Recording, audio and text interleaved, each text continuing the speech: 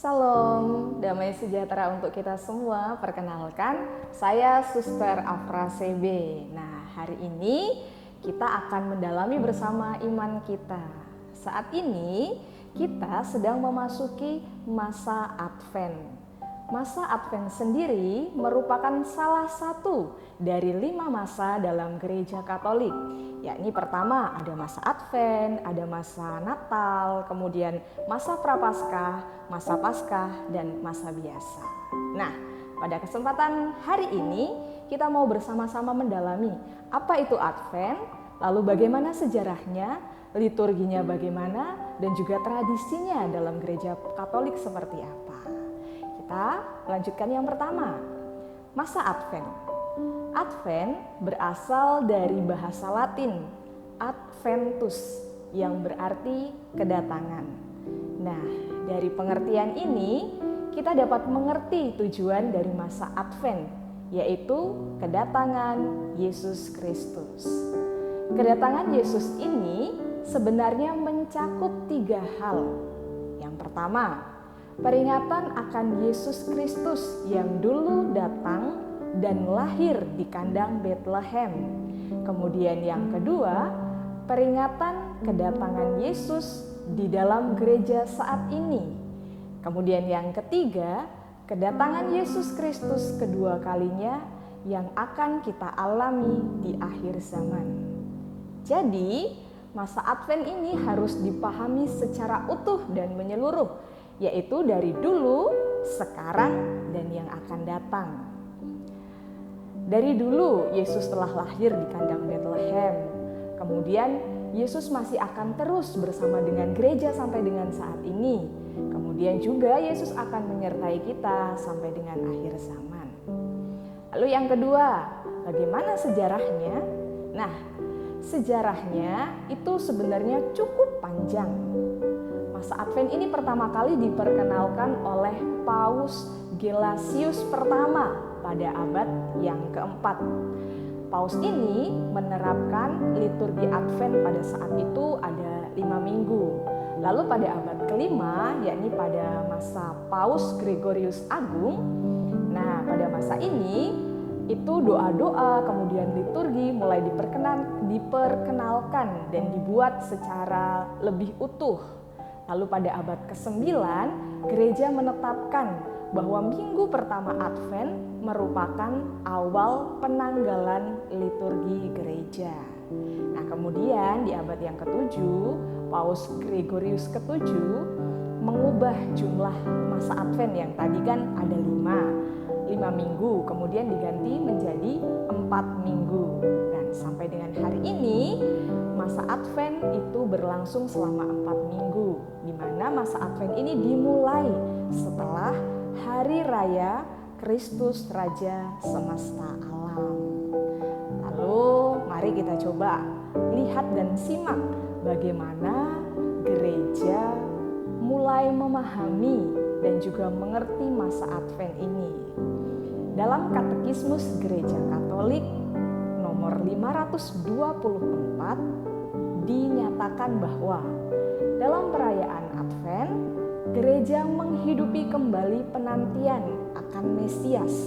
Dengan demikian, umat beriman mengambil bagian dalam persiapan yang lama menjelang kedatangan pertama penebus dan membaharuinya di dalam kerinduan akan kedatangannya yang kedua. Nah, berbicara tentang masa Advent sangat tidak lengkap kalau kita tidak membicarakan lingkaran Advent. Lingkaran Advent biasanya dipasang di mana? Di gereja, di kapel, di komunitas, atau mungkin ada juga yang memasang di rumah masing-masing. Nah, lingkaran Advent ini umumnya dibuat dari dedaunan berwarna hijau seperti daun pinus atau cemara. Lalu ada 4 lilin yang terpasang di lingkaran Advent yang berbentuk lingkaran ini. Nah, sejarah lingkaran Advent ini sendiri sebenarnya diadaptasi dari kebiasaan orang Jerman yang pada saat itu kekristenan belum cukup berkembang.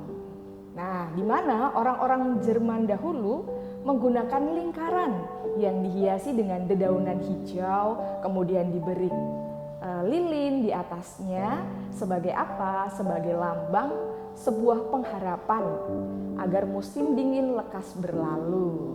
Nah, pada abad pertengahan, orang-orang Kristiani mulai mengadopsi kebiasaan ini, tetapi dengan makna yang baru. Harapannya bukan lagi musim dingin yang berlalu, tetapi harapannya lebih pada kedatangan Yesus Kristus sendiri. Lalu, apa sih makna dari lingkaran Advent dengan berbagai macam yang ada di dalamnya? Nah, pertama mungkin ada yang bertanya ya, kenapa kok lingkaran Advent itu bentuknya lingkaran, tidak segitiga atau persegi panjang? Nah, kalau kita lihat lingkaran Advent kan bentuknya lingkaran, artinya tidak ada awal dan juga tidak ada akhir. Ini melambangkan apa? Melambangkan Yesus Kristus yang tetap utuh, yang dinyatakan bahwa Yesus Kristus adalah Alfa dan Omega. Lalu dedaunan hijau yang selalu hidup di sepanjang tahun. Itu juga menunjukkan Yesus Kristus yang selalu hadir dalam kehidupan gereja. Lalu, warna liturgi yang digunakan di masa Advent ini adalah warna ungu. Nah, dalam sejarahnya, warna ungu ini waktu itu hanya dipakai oleh para raja dan juga para bangsawan. Kenapa kok dipakai oleh para raja dan para bangsawan? Karena warna ungu ini adalah warna yang mahal. Warna ungu ini diambil dari warna siput-siput laut yang khusus diambil di Laut Tengah yang bisa menghasilkan warna ungu. Dalam gereja Katolik sendiri, warna ungu biasanya diasosiasikan untuk pembaptisan, untuk pertobatan, dan juga untuk kematian. Nah, dalam masa Advent yang kita tadi bahas ya, itu kan dalam keempat minggu itu masing-masing minggu memiliki makna yang berbeda-beda. Lalu kita mau bahas, khusus hari ini kita akan membahas Minggu Advent yang pertama. Nah, Minggu Advent yang pertama ini kita akan menghidupkan lilin berwarna ungu. Karena kita sama-sama tahu bahwa dalam masa Advent itu ada 4 lilin. Ada 3 lilin berwarna ungu, ada 1 lilin berwarna merah muda. Dalam Advent yang pertama ini kita menghidupkan lilin yang berwarna ungu, memiliki makna harapan, yang berarti bahwa umat beriman menantikan kedatangan Yesus Kristus dengan penuh harapan. Lilin pertama ini disebut juga dengan lilin nabi, artinya bahwa para nabi sudah lebih dulu mewartakan kedatangan Yesus Kristus sebagai Mesias. Nah, lalu bagi kita orang Katolik yang saat ini juga sedang menghidupi, juga sedang memasuki masa Advent yang pertama ini. Masa Advent ini menjadi kesempatan bagi kita untuk juga menghidupi spirit pertobatan, untuk diwujudkan dalam ulah kesalehan seperti berdoa, membaca kitab suci, dan melakukan karya-karya kebaikan. Tujuannya apa? Tujuannya untuk mempersiapkan umat beriman agar semakin siap menyambut kedatangan Yesus. Nah, bukan persiapan liturgi saja yang dipersiapkan dengan matang, tetapi juga masa persiapan ini atau masa Advent ini untuk menyambut kedatangan Yesus Kristus Sang Penyelamat. Nah, menjadi hal yang penting bagi kita bahwa bukan hanya menyiapkan kandang domba yang akan kita rayakan nanti pada hari raya Natal, tetapi kita juga mencoba menyiapkan kandang hati kita masing-masing. Supaya apa? Supaya Yesus Kristus yang akan kita sambut sungguh nyaman, sungguh mau berdiam dalam hati kita masing-masing, juga menetap dalam hati kita.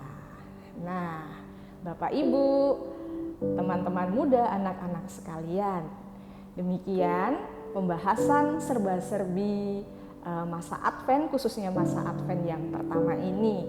Semoga bermanfaat bagi kita semua. Dan Selamat mempersiapkan kandang hati kita masing-masing untuk menyambut Juru Selamat kita, Yesus Kristus. Terima kasih.